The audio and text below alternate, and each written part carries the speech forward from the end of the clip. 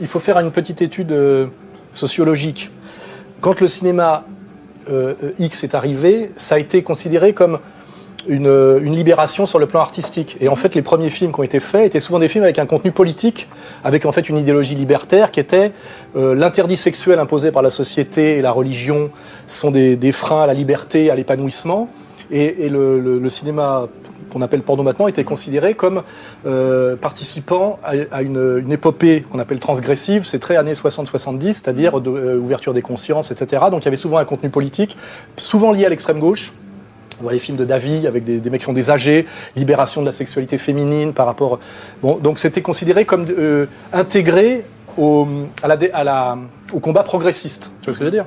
Intégré au combat... Le cinéma porno comme partie prenante du combat progressiste qui s'inscrit typiquement dans les années 60-70, c'est-à-dire marxo-freudisme. Hein, tu vois ? Donc c'était considéré comme une démarche d'émancipation, d'intelligence, de libération dans le projet progressiste.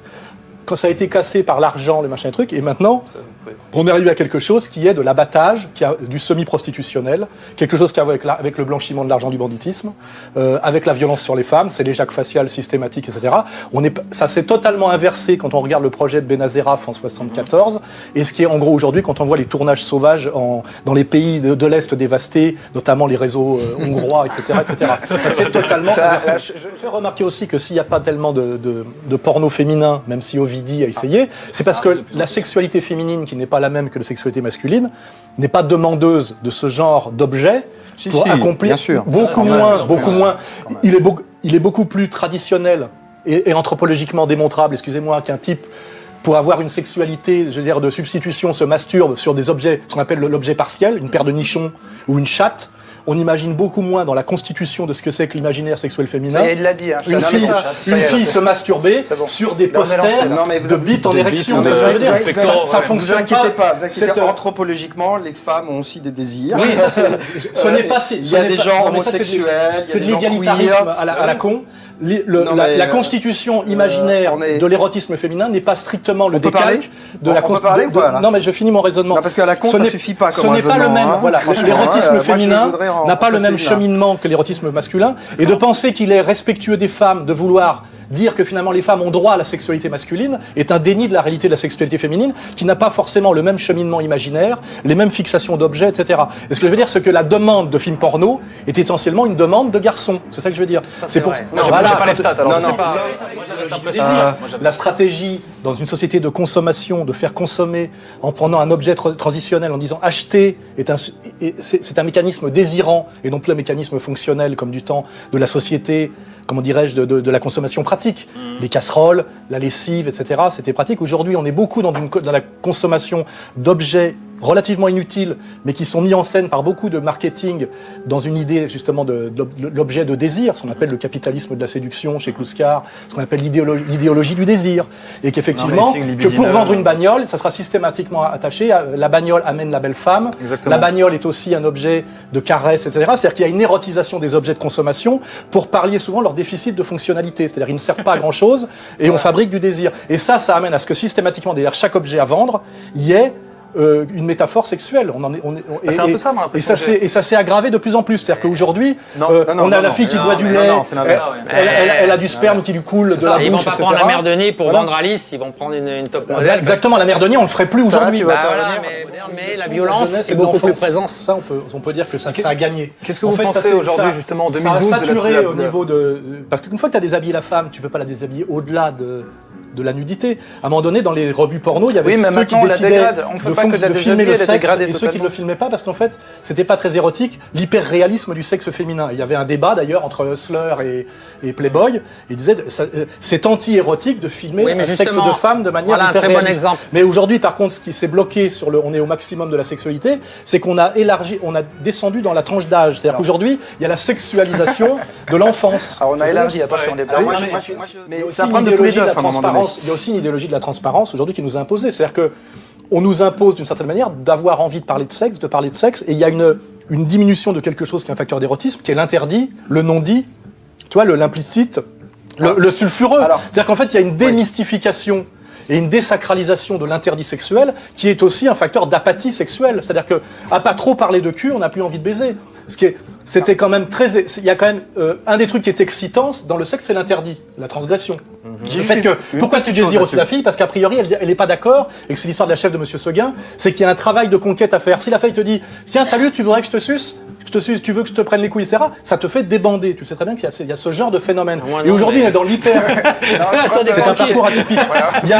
On est dans une injonction à la transparence sexuelle. On est dans une idée qu'on doit tout dire, etc. Qui est en fait, en réalité, un facteur d'apathie sexuelle. On parle beaucoup de cul, on ne baisse pas tellement, en réalité. Non, mais là, Castille, il y a une heure dans le 15e sexualité de substitution pour des gens qui, pour des raisons sociales ou psychologiques, n'ont pas accès aux femmes très facilement. Par exemple, en banlieue, etc., ou chez les mecs timides, tu peux avoir des types qui accèdent pratiquement plus à la sexualité réelle, qui ne vivent que dans la sexualité de substitution. Et comme il y a une grosse offre de sexualité de substitution, je vais être brutal, ils passent leur temps à se branler sur Internet et ils ne parlent jamais à une femme, et donc qui finalement est presque, je dirais, encore plus sacralisée, idéalisée qu'avant. Moi, je fais partie d'une génération, j'ai écrit Sociologie du dragueur, etc., où on draguait dans la rue des filles, parce qu'il n'y avait rien d'autre. Il n'y avait pas le téléphone portable, il n'y avait pas Internet, il n'y avait rien. Aujourd'hui, tout se passe sur Facebook, dans des relations et des échanges virtuels qui se traduisent très rarement par des rencontres réelles. Non, mais le responsable, il y a un virtualisation responsable à ce problème. Il y a un responsable. Là, j'ai l'impression qu'on parle de trucs de mecs. C'est l'évolution, virtualisation du sexe. Il a raison. Sexualisation, mais virtualisation. Non, mais la drague, tu as raison. Lui, il défend assez honnêtement sa pratique et l'éthique de sa pratique. Donc en fait, c'est de lui dont il parle. Je suis pas sûr que tout le monde du porno se réduise à lui, qui est peut-être un bon élément. Moi, j'ai connu d'autres aspects, puis il y a aussi les années, parce que il y a 75, 80, 90. Moi, j'ai 54 ans cette année. Il y a très longtemps, je suis journaliste d'enquête de formation, et j'ai toujours été allé chercher la merde là où elle était. Scandales financiers, politiques, etc. Tu te renseigneras sur moi, tu verras. Et donc, je me suis intéressé à tout ça, justement à l'époque du X, à l'époque aussi des salons de massage, des machins. Je travaillais pour Ardisson à l'époque. J'ai connu Michel Ricot, etc., etc. On m'a même proposé d'ailleurs de jouer dans ses films, parce que c'était la grande mode à l'époque de faire des petites apparitions dans ses films, La Vénus bleue, je sais pas quoi, etc. Et donc, j'ai des tas d'amis qui l'ont fait parce que c'était in à l'époque, tu sais, d'aller dans les boîtes à partouze, d'aller dans le salon de massage et de faire une apparition dans un porno. Ce que je dis quand même, et d'une manière évidente, c'est que moi, je me suis beaucoup intéressé, je suis sociologue marxiste de formation, les classes sociales, ça existe. C'est qu'en fait, ce milieu-là, quoi qu'on dise, est un milieu quand même qui touche la toute petite bourgeoisie, un monde où il y a assez peu de culture, ce qui fait d'ailleurs qu'au départ, Benazeraf est un intello quelque part. Il a une culture presque, je dirais, il a lu Gilbert Lely, c'est-à-dire l'introduction à l'œuvre de Sade par la sociologie, il a lu Deleuze, La Vénus à la fourrure. Est-ce que tu as lu l'introduction à la Vénus à la fourrure de Deleuze, non, mais de Sacha Masoch? Est-ce que tu as lu Sacha Masoch? Mais j'ai lu l'introduction à Psychanalyse de Freud. Je t'attaque pas, je veux dire que non, mais tu as raison, mais c'est pas parce que tu lis un bouquin, c'est pas parce que tu regardes Georges Bataille, qui est le grand spécialiste finalement de la transgression sexuelle. C'était des mecs très très cultivés, c'était un bibliothécaire. En réalité, le monde du porno est globalement un monde de tout petits bourgeois et de prolétaires, avec très peu de culture et aussi toute une logique de classe au niveau de l'argent, d'où vient l'argent, et au niveau même de l'imaginaire social, qu'il ne faut pas nier. Tu es un ancien policier, tu l'as dit, tu n'as pas fait bac plus 8, lui c'est un sociologue, etc. J'ai quitté l'école à 15 ans. Oui, voilà, mais tu peux en être fier, c'est vrai, mais c'est qu'on est quand même. Il y a quand même un contexte social. Alors, Alain Soral, merci, histoire de pouvoir. Tu veux pas être actrice porno alors? Mais bien sûr que non. Une petite expérience. Depuis laquelle En plus, t'as la chance, il y a un réalisateur qui est là, ça va, peut-être que bon. C'est bon. Laisse-la moi 5 minutes pour. Juste en discussion, tu vas voir. Non, juste en discussion, j'ai pas dit. Non, mais juste en discussion, si tu veux te marrer, fais-la discuter avec moi, Clara. Juste discuter. Donc vraiment, je sais pas une origine sociale ou quoi que ce soit. Moi, je pense que c'est une intimité qu'on a avec une personne. Les filles qui vont faire du porno, par exemple, dans les pays de l'Est, en général, c'est parce qu'elles ont besoin d'argent aussi, tu vois. Mais pas du tout. Moi, j'en connais. Il y a autant de voilà. Je suis d'accord avec Alexandre. Mais ça va s'édérer parce que je pense que c'est pareil. Moi, je connais personnellement une fille qui va faire. Je vais enlever le micro, alors. C'est Score Girl que rester en Estonie avec ses parents qui lui trouvent un mari. Ah oui, mais pourquoi? Parce que c'est des pays qui se sont effondrés socialement, excuse-moi. Oui, mais bien sûr, mais elle vient pas d'un milieu défavorisé. Je pense que c'est juste un choix social après. Quoi. Le choix social est toujours induit par des conditions objectives qui te sont extérieures et qui te dépassent. Tu vois. L'idée de liberté est une idée très naïve, tu vois. Oui, mais non, parce que après, moi, c'est mon choix personnel. Je pense que La liberté d'être maigre en Somalie, tu veux, c'est assez facile. C'est une naïveté quand même qui me fait rigoler. Moi qui suis un marxiste. Je suis resté marxiste malgré la tendance défavorable.